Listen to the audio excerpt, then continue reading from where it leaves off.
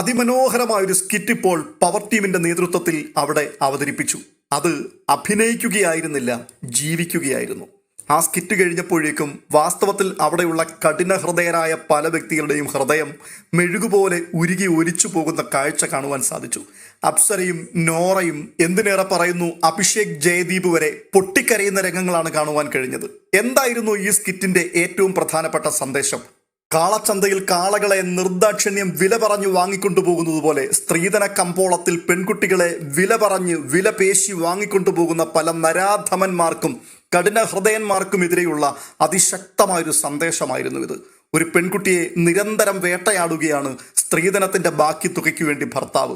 ഒടുവിൽ മാനസികമായും ശാരീരികമായും തകർന്ന് ഗാർഹിക പീഡനം കൊണ്ട് അങ്ങേ അറ്റത്തെത്തിയ ഒരു പെൺകുട്ടി കരഞ്ഞുകൊണ്ട് നിലവിളിച്ചുകൊണ്ട് അവളുടെ അമ്മയെ വിളിക്കുകയാണ്. അയാളെ എനിക്ക് വെറുപ്പാണ്, ഈ വീട്ടിൽ എനിക്കിനി തുടരുവാൻ കഴിയില്ല എന്ന് പറഞ്ഞ് അങ്ങേയറ്റം വൈകാരികമായി നിലവിളിക്കുന്ന ഒരു പെൺകുട്ടി.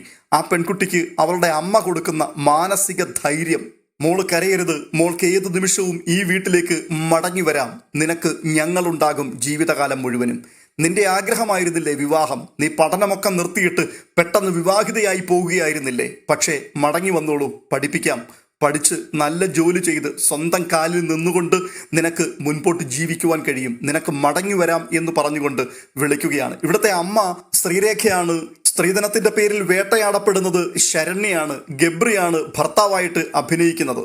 എല്ലാവരും പൊളിച്ചടുക്കി. ഗംഭീരമായ അഭിനയം എന്നല്ല പറയേണ്ടത്, അവരങ്ങ് ജീവിക്കുകയായിരുന്നു. പ്രത്യേകിച്ച് ഈ ശ്രീരേഖയുടെയൊക്കെ അഭിനയം കഴിഞ്ഞ ദിവസം തന്നെ നമ്മൾ അതിനെക്കുറിച്ച് ചർച്ച ചെയ്ത ഒരു പ്രധാനപ്പെട്ട വിഷയമാണ്.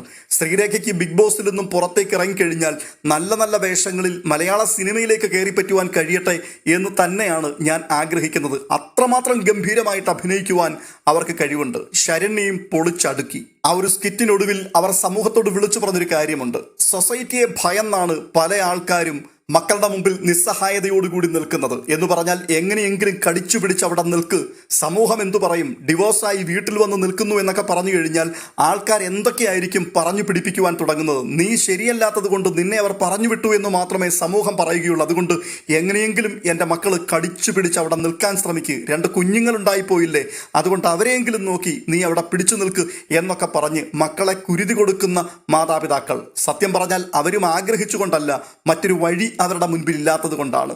എന്നാൽ ആ കുഞ്ഞുങ്ങളെ 2 കൈയും നീട്ടി സ്വീകരിക്കുവാൻ സമൂഹത്തിന്റെ മുൻപിൽ അവരെ പ്രാപ്തിയുള്ളവരാക്കി നിർത്തുവാൻ വേണ്ടി ഇതുപോലെ മാനസിക പിന്തുണ കൊടുക്കുന്ന മാതാപിതാക്കന്മാർ ഉയർത്തെഴുന്നേൽക്കട്ടെ എന്ന് പറയുന്ന ഒരു സന്ദേശം. ഭർതൃഗ്രഹങ്ങളിൽ ഒരിക്കലും ഒരു സ്ത്രീയുടെയും കണ്ണുനീര് വീഴുവാൻ പാടില്ല. വിവാഹ കമ്പോളത്തിൽ ഒരിക്കലും വിലപേശി കൊണ്ടുപോകേണ്ടവളല്ല ഒരു സ്ത്രീ എന്നും സ്ത്രീത്വത്തിന്റെ പ്രാധാന്യം എത്ര ഭയങ്കരമാണെന്നും അത് സമൂഹത്തിന്റെ മുമ്പിൽ ആഴത്തിൽ ചാപ്പകുത്തപ്പെടേണ്ട ഒരു ബോധവൽക്കരണ സന്ദേശമാണെന്നുമൊക്കെ ഈ സ്കിറ്റ് നിമിഷ നേരം കൊണ്ട് വിളിച്ചു പറയുകയായിരുന്നു. ഗംഭീരമായിരുന്നു. തകർത്തഭിനയിച്ചവരുടെ മുമ്പിൽ കയ്യടികളാണ് വരേണ്ടത്. കൈയടിച്ചു, പക്ഷേ അതിനപ്പുറം തേങ്ങലുണ്ടായിരുന്നു. ഏങ്ങലടികളുടെ ശബ്ദമായിരുന്നു അധികം അവിടെ കേൾക്കുവാൻ സാധിച്ചത്. അപ്സര ഹൃദയം തകർന്ന് കരഞ്ഞു. നോറ വിങ്ങിപ്പൊട്ടി മുഖം പൊത്തി ഇപ്പോഴും കരഞ്ഞുകൊണ്ടിരിക്കുന്ന ദൃശ്യങ്ങൾ അവിടെ കാണുവാൻ സാധിക്കുന്നുണ്ടായിരുന്നു. അവർ പറയുന്നത് ഞങ്ങളുടെ ജീവിതവുമായിട്ട് ആഴത്തിൽ അത് കണക്ട് ചെയ്തു. ചേച്ചി ആ വാക്കുകൾ പറയുകയും അഭിനയിക്കുകയും ചെയ്യുന്ന സമയത്ത് എൻ്റെ അമ്മയുടെ മുഖമാണ് എൻ്റെ മനസ്സിലേക്ക് വന്നത് എന്ന് പറഞ്ഞ് അഭിഷേക് ജയദീപ് ഓടിച്ചെന്ന് ശ്രീരേഖയെ കെട്ടിപ്പിടിച്ച് കരയുന്ന കാഴ്ച.